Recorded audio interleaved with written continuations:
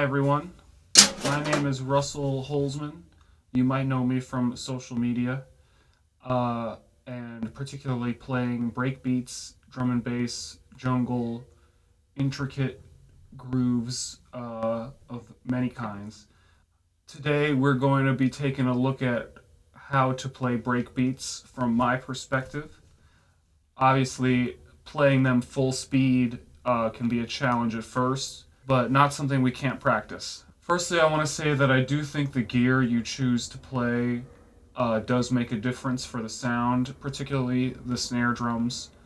I always like to try to have some sort of piccolo snare, maybe a 13 by 3 or even a 10-inch snare. People will call them a side snare, but it's not, for me, it's not a side dish, it's the main course snare for this stuff. So yeah, I think if you're trying to sound like, an amen break, but playing it on, a 14 by 6.5, it can still sound cool, but it's not going to have that crispiness that we all look for with this stuff. So yeah, I would say if you don't have the ability to get your hands on one of these drums yet, still practice it for now, and then when you do, you're going to be ripping it. Anyway, let's start with how to actually get the sound that we're looking for. Earlier you heard me play the drum break from Amen Brother by the Winstons, which is maybe the most sampled drum break of all time. Part of the reason why it's so popular and has, birthed many whole genres of music is because of that really signature sound that he gets out of the snare. And it scratches an itch that, you know it when you hear it. How did he get that sound? It was the rim shot. I've talked about this before, but it's really so core to breakbeats and honestly pop, rock, funk, everything. So let's talk about rim shots. So we need to have both rim and the drum head in there. So obviously this is a piccolo snare and I have it tuned high. So we're doing pretty good already, but let's really nail that sound that we're going for, which is of course something like this. Right?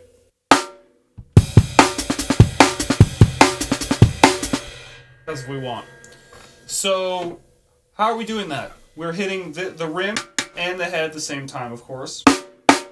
But what makes it stand out and what gives it that pop is that we also have a very nice ghost note in there. So having a clear difference between the ghost note and the rim shot and being able to, have a nice flow between those two sounds on the snare drum is going to be really, really important. So let's talk about ways to kind of get that difference under our fingers. So obviously we have this nice rim shot and then nice ghost notes in between. So here is a groove that you can practice to kind of help you get a clear difference between the two. Now I would play this slow because you might start to feel it on your left hand. Don't hurt yourself. Play this slowly, few minutes a day, build it up. Don't go super hard with this on the first day because you might actually hurt yourself. And we want to be careful. We want to be nice and relaxed. And yeah, let's go for it. So here we go.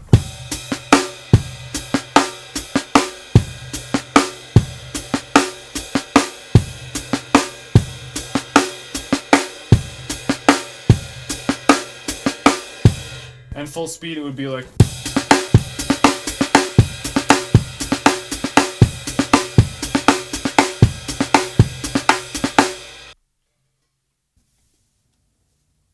Hi. Yeah, so just to kind of show you guys exactly what my left hand is doing, here we go. So, here we go. So, here's our rim shot. This one. My favorite drum key, by the way. Shout out. Magnetic. Pops right on. Don't have to worry about it. Anyway. This is what we're looking for. That's our rim shot and our ghost note. So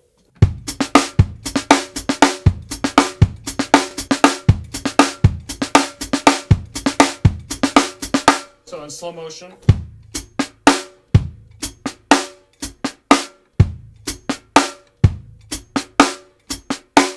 So that one is almost like our pickup note, which is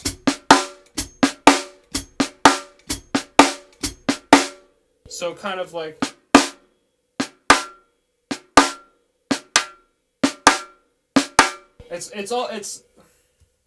it's not so different from a double, if you will, you know.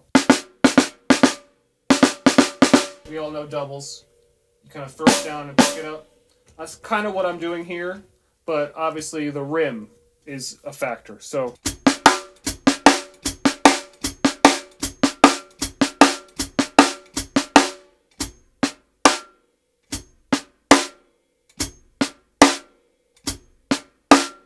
again, slowly it's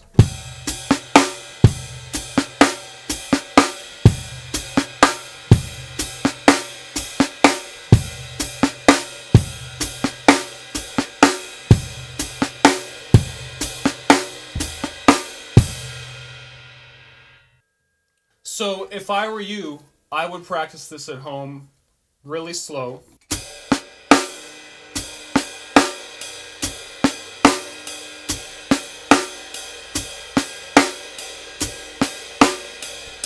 So yeah, if you're brand new to Rimshots, you're used to just hitting in the center of the head, I would just start trying to incorporate those on all your backbeat grooves.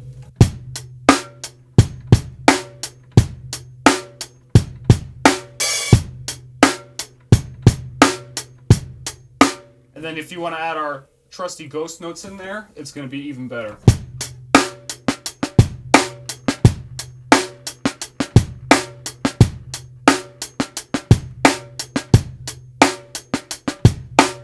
So compare that with not even rimshotting, not even really ghosting, just everything kind of like normal on the snare. It would be like this.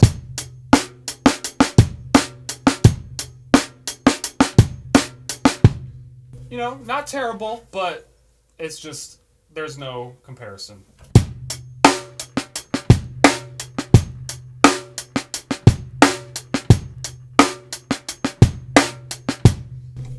So yeah. I mean, that's kind of it. If we just nail down being able to get that sound, getting the ghost note, getting the rim shot, getting a clear difference between the two so that they don't kind of start to blur together and kind of mush together into the general snare sound that we're all kind of used to.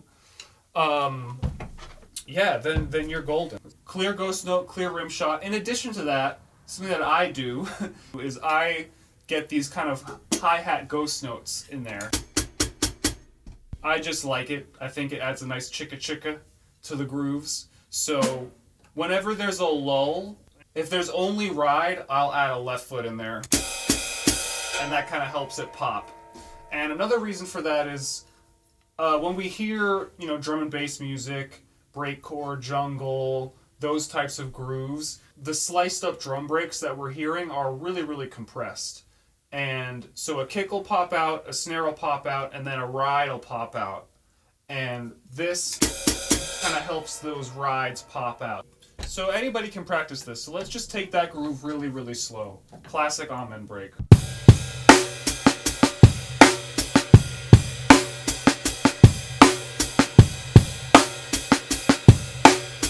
So if we were to remove that hi-hat, my left foot chicka-chicka hi-hat, it would just sound like this.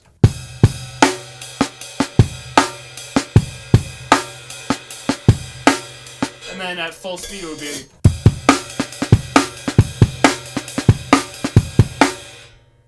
which is fine, but I feel like those ghost notes in between, they don't...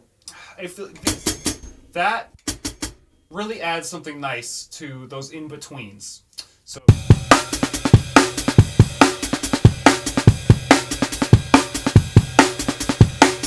Right? Because as one of my drum teachers told me early on, left foot should never just be resting. You should always be using it to add something to the groove, add something to the music. So if you're just because you're over on the ride, doesn't mean that the hi-hat is taking a vacation. Keep that in there. Use that to add some seasoning to the groove. And you could also use that as a cool fill, turnaround, something or other when in other playing as well. So let's say we're like, I don't know, playing in a funk band or something.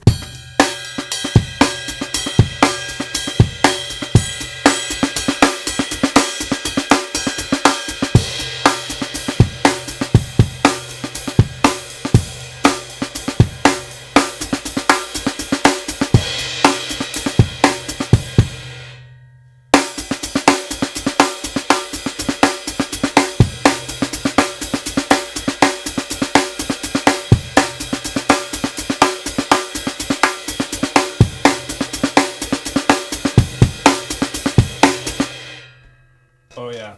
So let's take a look at one more groove using these techniques.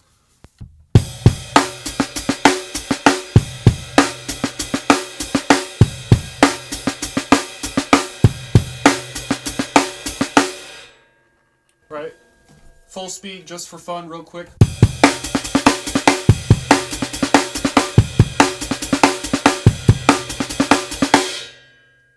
Right, so what are we doing? We're just hi-hats with the ride. Hi-hats are always left foot, hi-hat, pedal, chicka-chickas, land with the ride. Once again. And then we're doing our...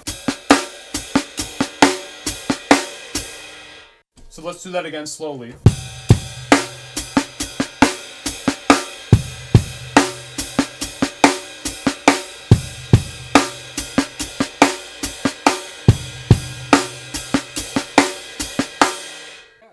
Just to recap, we have our riding, if you will. We have our kick as normal. We have our very important rim shot and our equally important ghost note.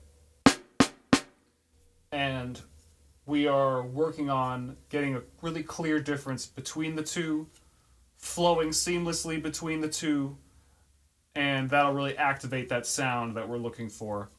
And then lastly, of course, we have our trusty chicka-chicka hi-hat left foot technique. Like, obviously chops are a thing. I'll say that I would not be able to play drum and bass, jungle, really fast tempos if it were not for my experience playing jazz drums, up-tempo swing.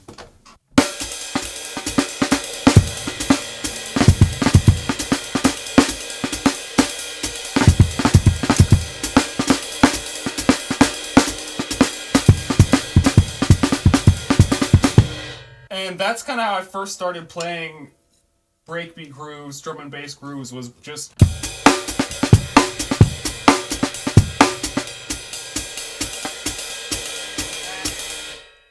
classic jazz ride pattern. Take out the swing, just straight quarter notes. Snare on 3, hi-hat on 2 and 4, snare on 3.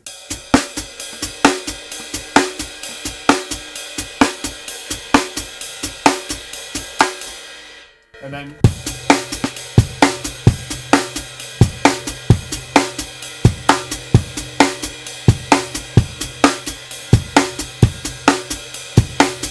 and now let's add some ghost notes.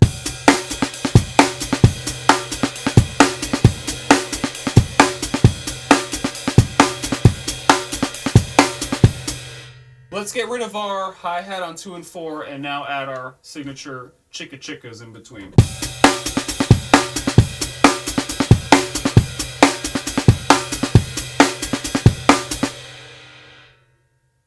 And there we go. Those are all the ingredients. So thanks very much. Hope this was helpful. Thank you to Evans for having me. And you can find me on all platforms, Star Power Drummer, but especially right here on YouTube. Click that link below and check out my channel and all the other videos